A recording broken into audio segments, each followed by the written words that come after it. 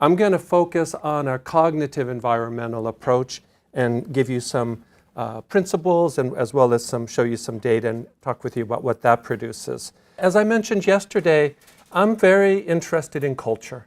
And within our discipline of anthropology, culture, there are some people who don't problematize it and other people who critique it, other people who use it somewhat loosely. And I'm very interested in using it quite specifically. But what strikes me about culture and studying culture is that if you look at these different images here, culture is being represented.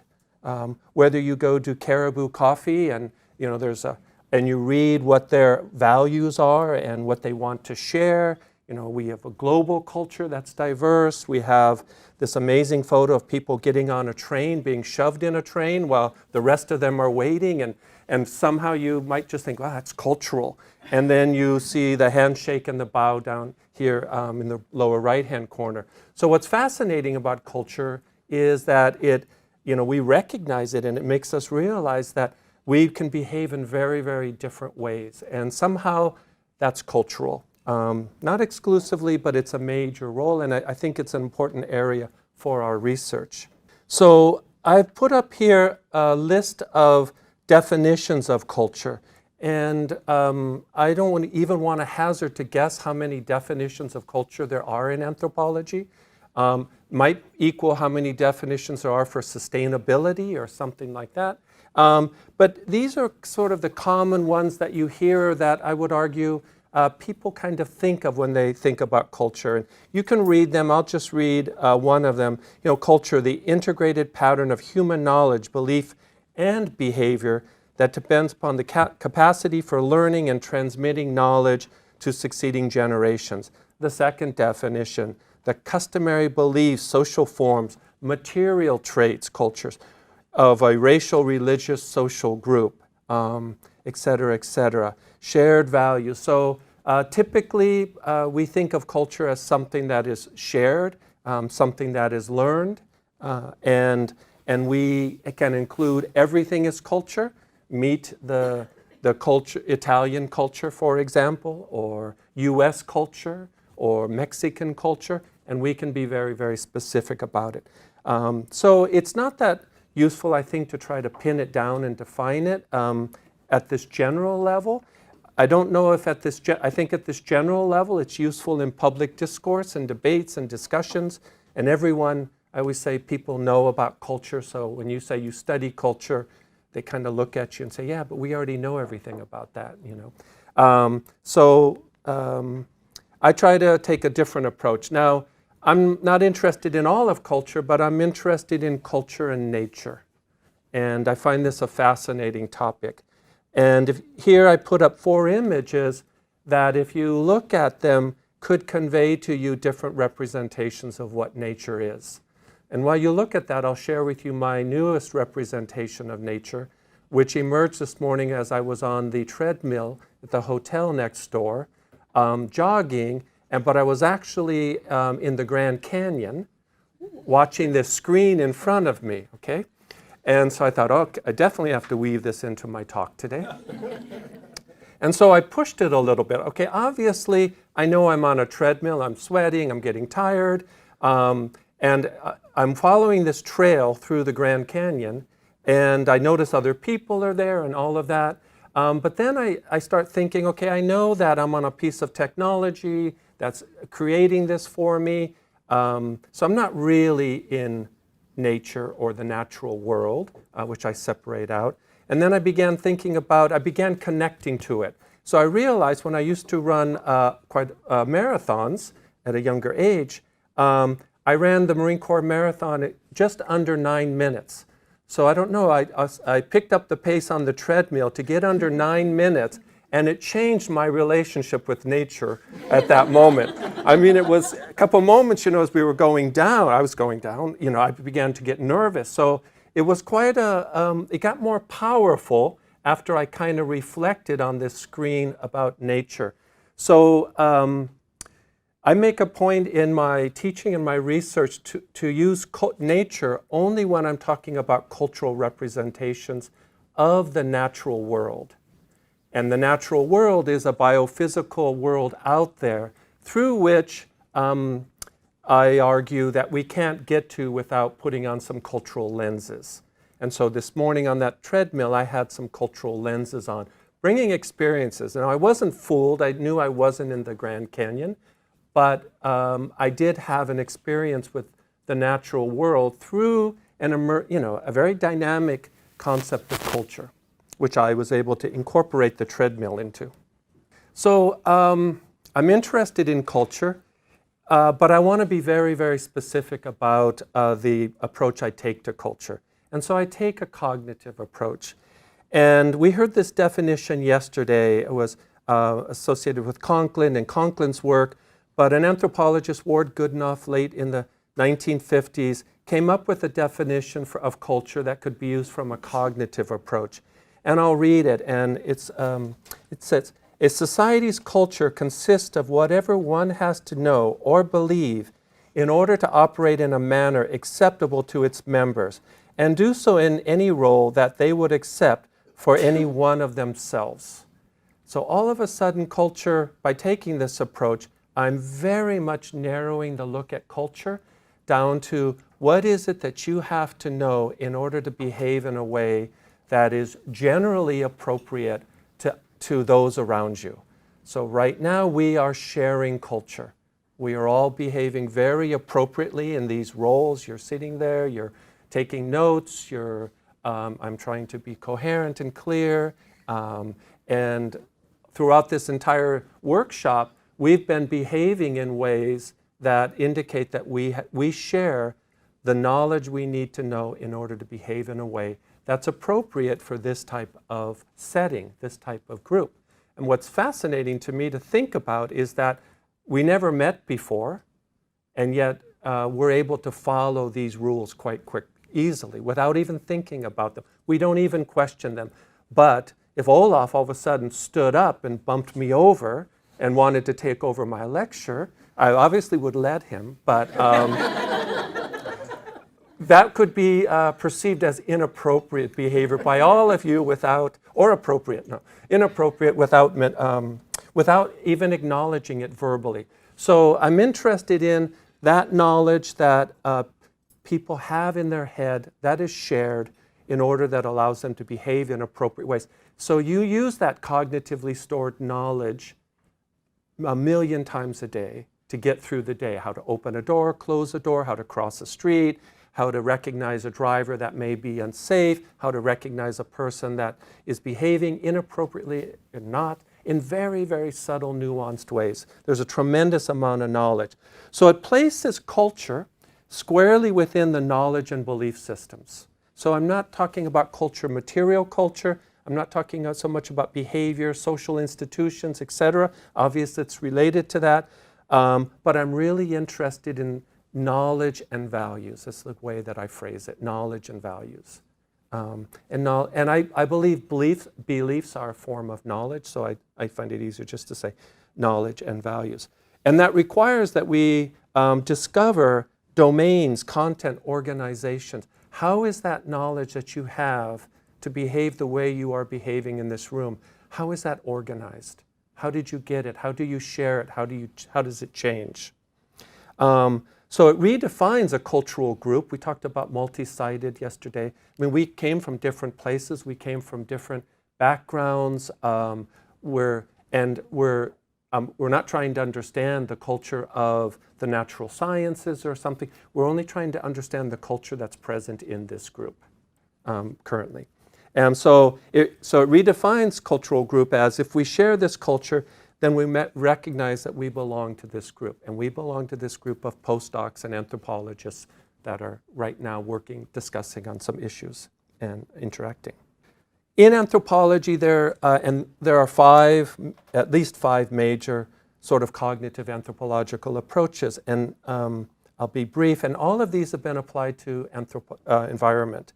So yesterday, I think Eduardo mentioned ethnobiology, ethnoscience, the first one where anthropologists have tried to figure out what is the usually indigenous knowledge that is used to organize knowledge about a particular domain, whether that be plant, animals, firewood, etc. So what are the underlying organizing principles?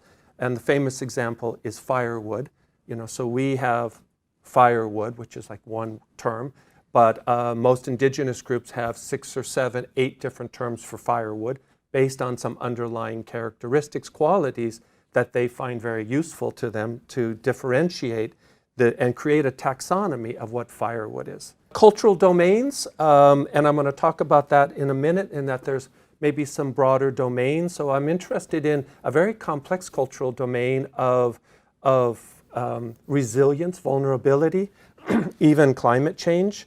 I've been interested in domains about, you can be interested in a cultural domain about the particular fruit that Eduardo talked about. You can really explore how does knowledge and values about that disperse horizontally, vertically, etc. And in all of these cognitive approaches, and here I want to mention Page's work, you can look at power and dynamics and kind of more inductively.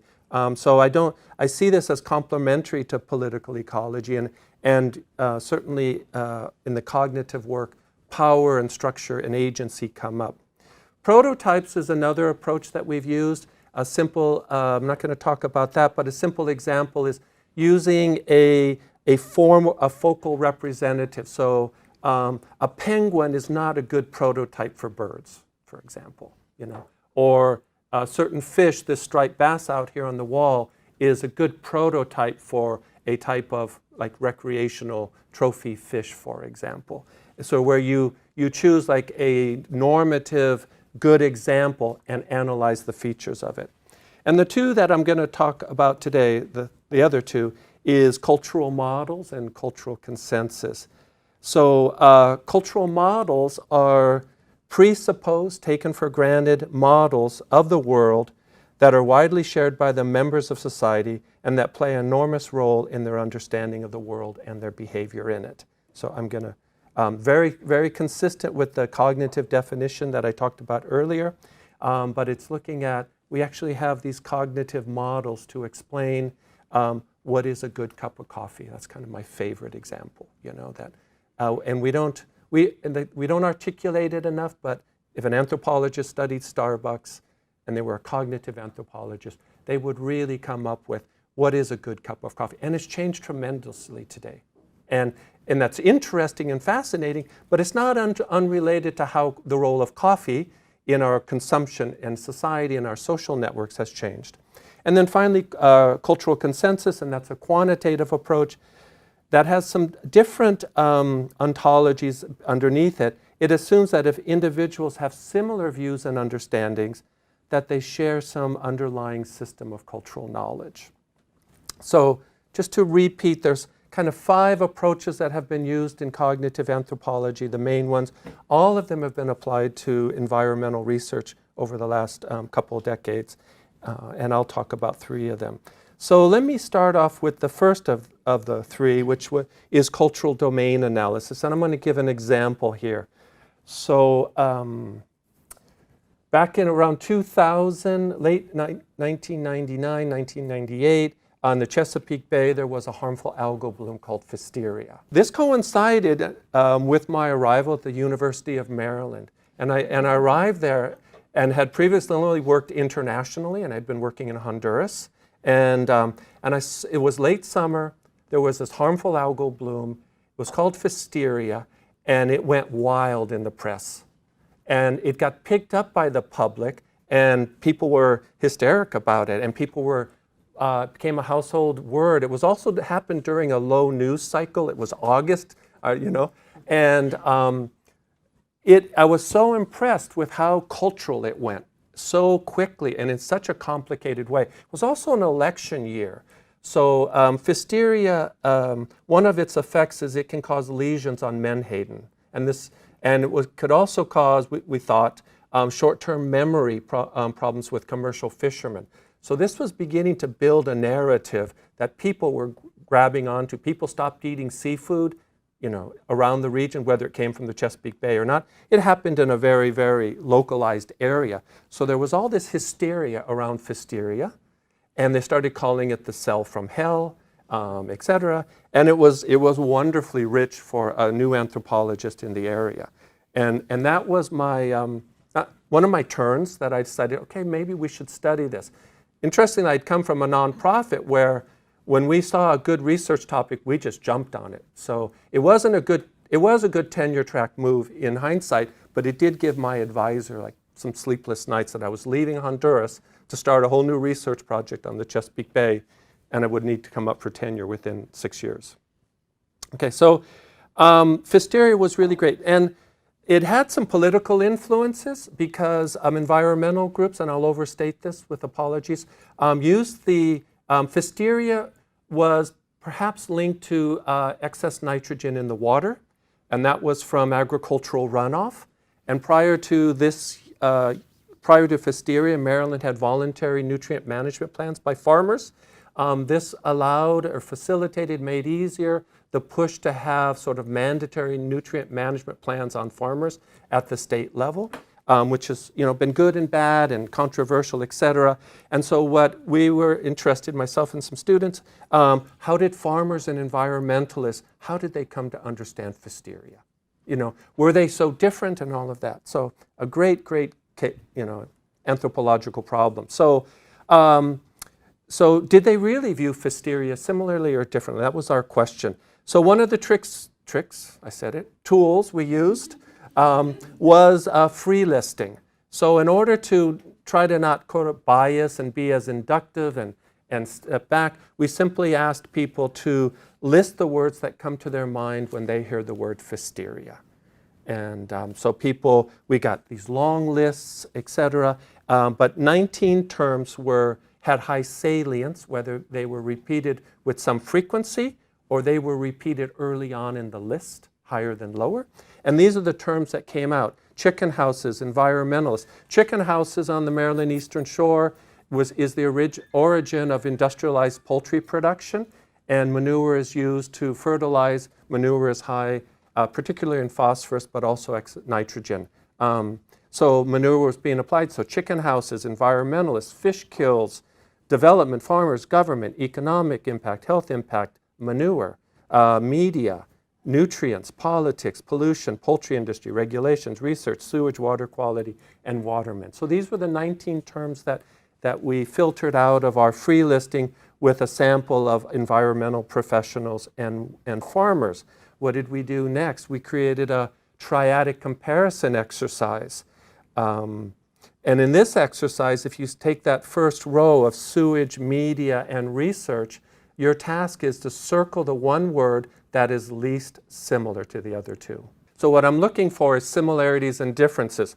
So anyone just say, sewage, good answer. So sewage you circle out.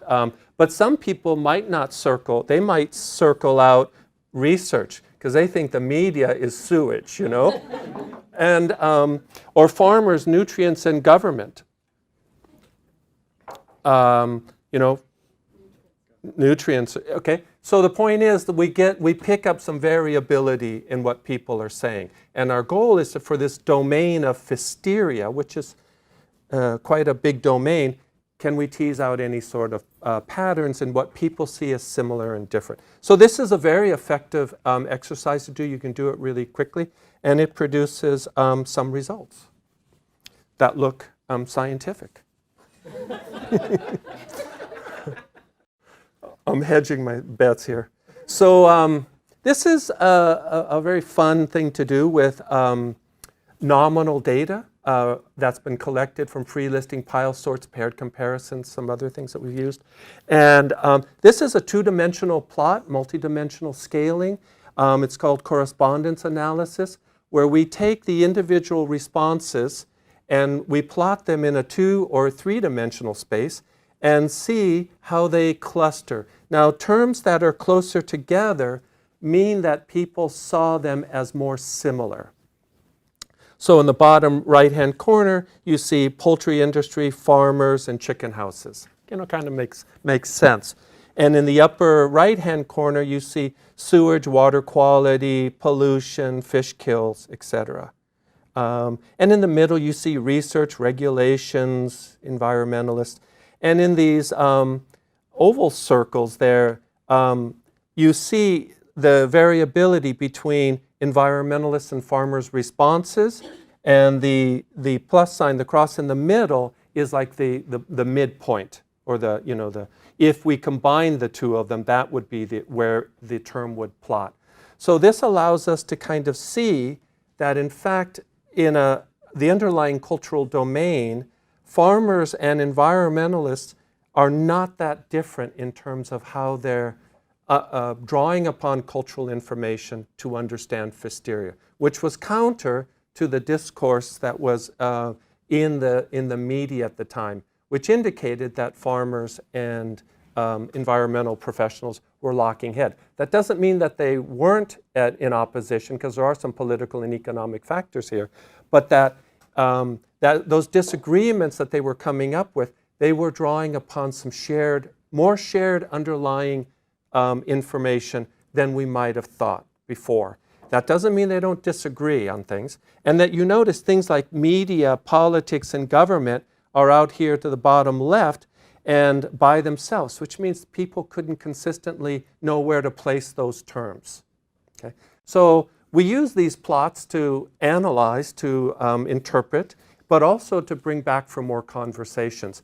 Now, since it was plotted in two-dimensional space and multidimensional theory organized the terms based upon two dimensions, you get to hypothesize, you get to interpret what those dimensions might be. So we're kind of moving down below the explicit responses to some underlying dimensions. So you'll see an arrow there that says outside to inside, causes versus consequences. So you could interpret this, and you could come up with some others as well, but you only get two because it was plotted in two-dimensional space. So this is a first attempt to maybe suggest that even below the explicit agreement and disagreement, there are some underlying themes that people are using to organize these terms. They're organizing on things that are local or regional, that happen within their area, or things that come from outside, the local versus non-local, causes versus consequence. And these arrows can go in diagonally as well. So it's interpretive, it's analytical. This stress to be this plot, in order to be valid, it has to be plotted spatially very similarly to the correlations in the agreements and disagreements that you'd have in a basic numerical table. So there's a stress to this plot, and if you get too much stress, then you can't trust the validity of the visual. So that's a very easy sort of cognitive environmental approach that we take. And we've done one on climate change with African American populations recently, and just came out in Nature Climate Change. And very, very useful to look at vulnerabilities and adaptation and the terms that they gave us and how they clustered, and were very insightful in terms of looking at socio-ecological systems and governance issues. Okay. So that's very easy work to do, the free listing, pile sorting, multidimensional scaling. Another approach is to use cultural modeling. And so this is similar. So I have these two photos up here. Again, sort of stereotypically, we might think of, the culture of a particular indigenous group. This is not Highland New Guinea page. I just want to be clear about that. No, okay. But really, I'm kind of pushing to, and over-pushing to make an argument that culture is in the mind. And I do that with great trepidation, but I find it kind of useful to go out on a limb on that. And so, again, we get the definition that culture is what one has to know or believe in order to operate in a manner acceptable to its members, to others. Doesn't mean everyone operates the same, okay? Cultural models are these presupposed, taken for granted understandings of the world. They're comprised of interconnected schemas. Schemas are cognitive templates that get filled in with information that you use to build models. And these can be processed cognitively very, very quickly.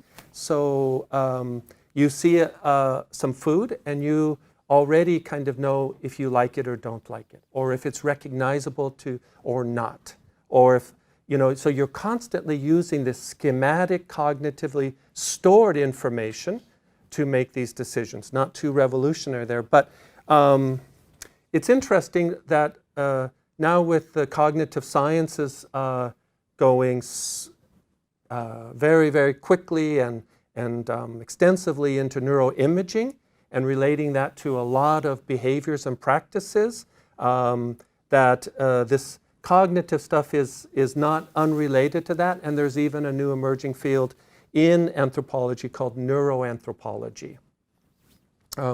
This last point is important, is that, and this is what intrigued me the most about this approach, and I should say before I came to Maryland, I was a behavioralist.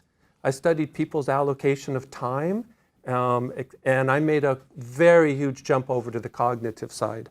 And I don't know if it was triggered by Pfiesteria, part of the hysteria or not, but it happened at the same time. So, but what strikes me is that in new and uncertain environmental situations, your reasoning draws more heavily on cultural models.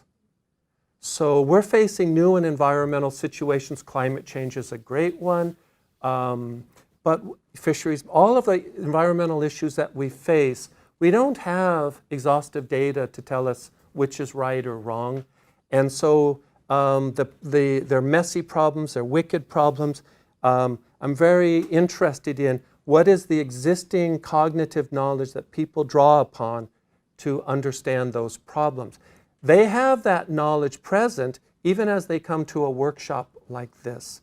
So the postdocs here, the anthropologists here, we have a lot of cognitively stored knowledge about our expertise that is present in the room. And we saw it yesterday in the questions that were asked. And I think I speak for all the anthropologists. We felt, wow, this is pretty intense. We don't ask these questions of ourselves that much. So I'm very interested in these environmental situations where that cognitive knowledge is used initially, maybe will still be resident and present as discussions, collaborations, engagements go on, and how it kind of changes over time. So how to build these cultural models? I should say I make a point of, they are models in my view, and in others. They're qualitative models. I've had numerous discussions with colleagues across a wide range of disciplines about what are models. We've never resolved that. But I do believe that qualitative models qualify. They don't have to be always quantitative. So the semi-structured interviews that I talked about yesterday, to simulate that natural discourse, and Paige talked about discourse, and discourse is such an important concept that it's more than just information sharing. It's actually creating meaning, etc., as knowledge is deployed and knowledge is used. So I mentioned that in the Pfiesteria scare, environmentalists push through new state regulations for nutrient management, regulatory management. And we see this happening on the Chesapeake Bay and in our recent efforts in TMDLs and WIPs, etc.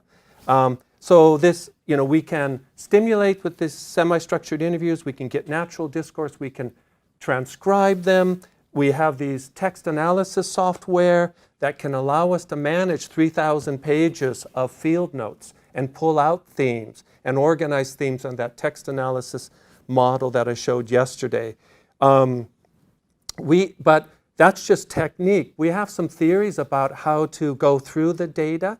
I like to build a logical model first. A logical model or framework is on climate change. Climate is changing. It's impacting something. There's an outcome, an output, and finally there's a response. So these 4 categories, I first kind of code whatever fits into those logical categories, and then we can recode by taking all the coded text that comes under those 4 large categories and pile sorting them into piles where we put these things in this pile because they're more similar than that pile. then that pile, then this pile. We then name those piles, and that becomes our second level of coding, etc. And then I showed you how we can build these code networks to kind of get a visual representation of text data.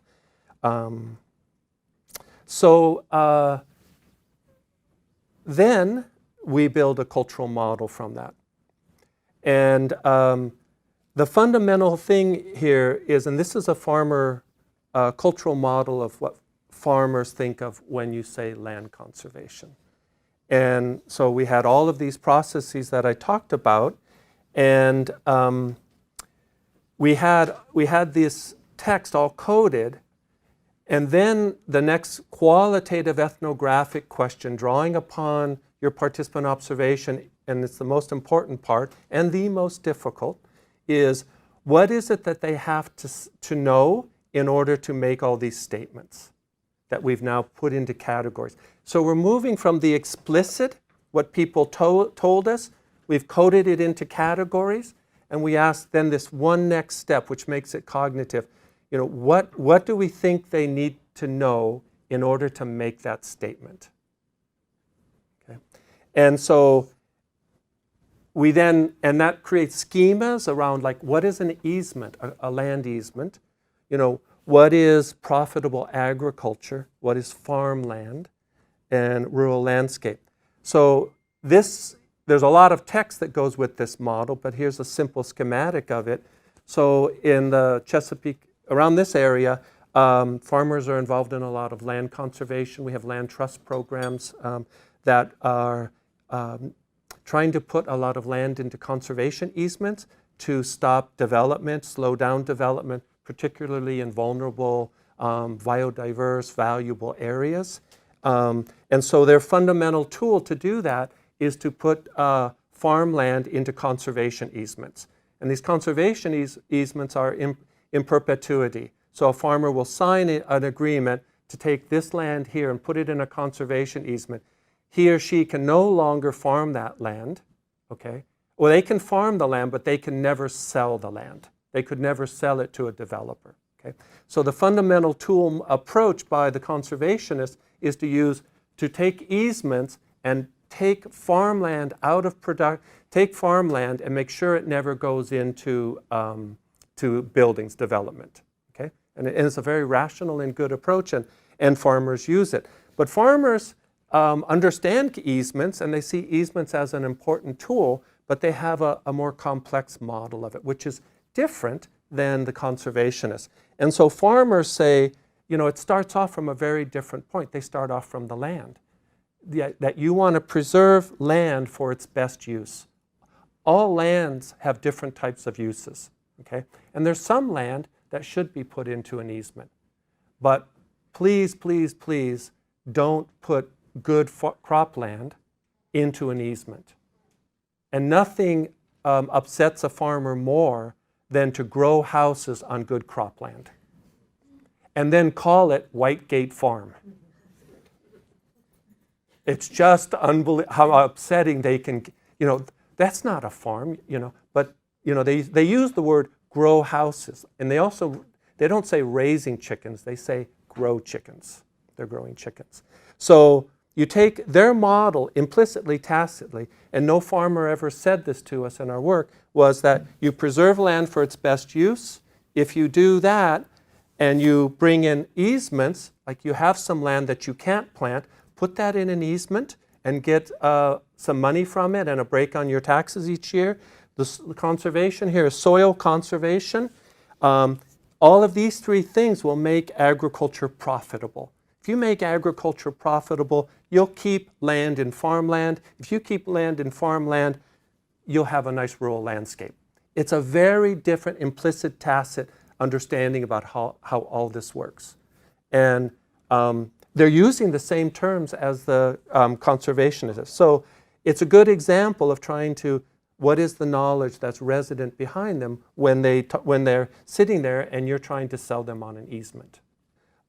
Finally, a third approach is cultural consensus. And this is, again, some people call it cultural models, and that's fine. I kind of separate cultural models, more qualitative, versus consensus. And this has a different ontology and approach. So while the other one was cultural models was tacit and implicit knowledge, this is looking at how knowledge is distributed.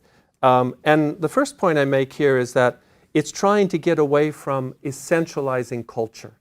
You know, that I can't think of any because they're so stereotypical, you know, but something that's always associated with a particular. Brazilians are great dancers. You know, they've got a really gusto for life, and, you know, they're just full of life and all that. Well, maybe not all of them, I don't know. We'll talk about that later. So it's a way to kind of get at the variability within cultural behavior, practice, etc. So here, culture simply can be seen as a distribution of shared individual cognitions and representations. It doesn't go as deep into the cognitive world as cultural models, but it's looking at distribution of shared individual cognitions. Its goal is to understand the factors that account for this distribution. So we really want to understand, how do we explain the variability in the distribution of knowledge and values? And some of those distributions are driven by human universals, but some are driven by context. And that context can include everything that Eduardo and Paige talked about today. So culture is not something, it's very dynamic. It's an emerging phenomenon of shared cognition that evolves out of individual interactions with both the social and physical world. Okay, so what does that look like? So that approach, we can use this theory and method called cultural consensus. So cultural consensus describes and measures the extent to which knowledge is shared. I just mentioned that. It has this theory, and it's an assumption, ontology, I think. It assumes that the correspondence between any two answers is a function of the extent to which each is correlated with some underlying truth or knowledge. So that if Olaf and I answer the same way, the assumption to be tested is whether we are sharing some underlying knowledge.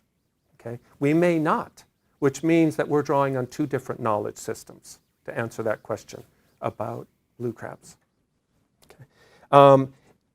It's an analytic procedure that we can use to estimate what is the culturally correct answer. Now, that's not politically correct to say, but I'll explain it in a second. We can actually generate, if there's strong consensus, the approach will generate what is the culturally consensus correct answer. A way to think about that is if CSync, in preparing for this workshop, created a test for you to take of your knowledge that they wanted you to have at the end of this workshop on anthropology, etc., then they would, or we developed the anthropologist, and we had a test so that we would give you, the postdocs, a test at the end of this workshop. Okay? And we would grade it against some answer key that we came up with, right? Okay. The cultural consensus approach says we would give you that same, they would give you that same test, but we don't have an answer key. The patterns of your responses, from that, we will generate the answer key. If there's strong enough agreement that if all of you said anthropology is the best, then if there was enough patterned agreement, then we would assume that somehow you're drawing upon some shared underlying knowledge that allowed you to answer that in a way that we feel we've got across to this cultural group. So it's like, it's to me, quite a great teaching idea that you don't have an answer key to your test at the beginning of the semester. You run your course, then you give your test, and you see what the correct answers are. And what is it testing? It says, well, how well did you get these ideas across? So we don't do that for obvious reasons, because our teaching evaluations would go down. Okay, I want two other points, and I'll show you what it looks like, is that if we find cultural consensus, it doesn't mean universal agreement. There are people who vary from the consensus, and we can get indicators of that as well. It will actually, as I said before, give us a modeled answer key, which is the cultural consensus of the group. And that way, I think it's quite interesting in that we went from quantitative data to create actually a modeled response. Very, very inductively. So we did this on oyster restoration. We were part of a large environmental impact study from 2005 to around 2009. On this EIS, the states around the Chesapeake Bay, they wanted to explore some alternatives to oyster restoration. A very, very interesting experience. One I don't think I'll repeat, but lots of different, that's kind of the background of it. And interestingly, at the key of this was the question of whether to introduce a non-native species, the Asian oyster, to help repopulate, restore the native oyster. We did the standard anthropological things that you've all been learning about, the literature review, interviews, participant observations. We did survey questions and various types of data analysis and methods. And sorry, you can't see this as well. We created, from the interview qualitative cultural modeling work, we created survey questions. I mentioned yesterday that we typically create our survey questions after we do our interviewing. So these are statements that came out of the interviews, and I'll read both of them so you can pick them up on the screen. The first one is, restoration with native oysters could work given more time and the use of new approaches. And underneath that, you need to rate how strongly you agree or disagree with that. Restoration with native oysters could work if you give it more time and use some new approaches. So this was a big theme that came out. Or managed oyster sanctuaries and reserves should be a larger part of the oyster fishery in the future. So we've picked up some key themes from our interviews, and we want to ask people to rate their agreement. This is no different than the triadic comparison that I showed before. But so it produces some quantitative results. And you can see we had these different study groups, and we've combined them. And cultural consensus uses factor analysis. So we take the results of the responses to these questions, and we see if the responses are patterned in a way that they will load on to different factors in different ways. So, we're trying to see whether there's some underlying dimension to the responses to these questions. My great analogy is if I have a magnet and I pass it through some iron ore filings, and those filings represent the distribution of responses, a bunch of those filings will glom onto the first factor. I shed them off, I pile them up there, and I look at intercorrelations among them, where some of the questions' response is highly intercorrelated. I run my magnet through the iron ore filings again.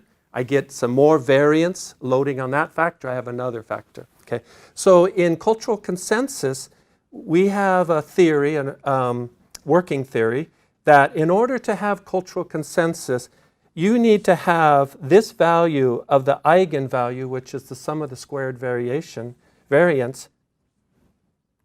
You need to have this column here, these values, the ratio of the first eigenvalue to the second has to be over 3. Really, it should be over 4.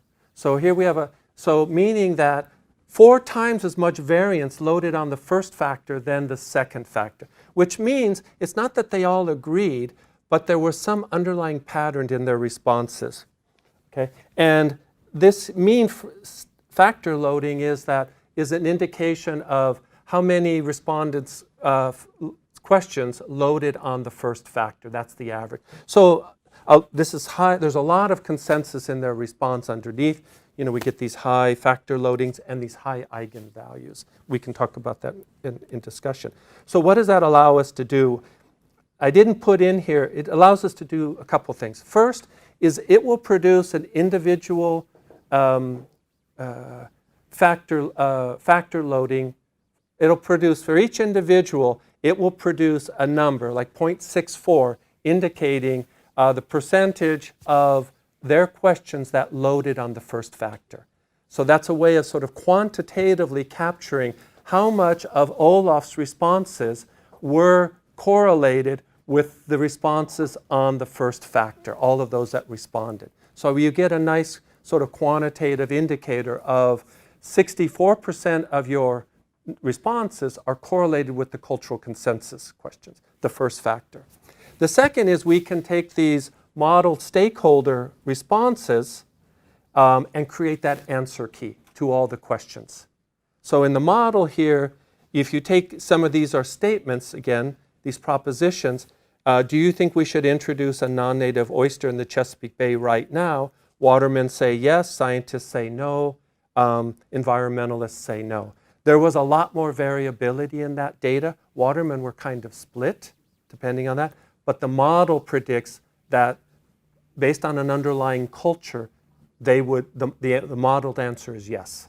And ethnographically, that makes sense to me. But if you look at the descriptive frequencies, there's variability, a lot of variability. So we can look at the key statements and propositions that seem to make groups similar or dissimilar. And it again is that modeled answer key that came out of cultural consensus. So why link culture, cognition, and the environment? I think it sharpens and refines our understanding of interactions between people and the environment. I encourage my students to do cognitive anthropology, but I'm also very happy if they pull up a little short and do just good ethnography. It really sharpens, to build these models qualitatively, quantitatively, you really have to work hard with the data and be very, very careful. I think it produces good ethnographic insights. I believe it gives us one look at core and emotive knowledge and values about the environment. I can tell you lots of examples how I think these are like core themes that commercial fishermen have, that when you talk with them about managing a fishery, it is always in a room with them. And that's come through our work. And so my goal is to kind of dredge that up and make that more explicit in the conversations. We can do the multi-sided and intergroup. We had various stakeholders there.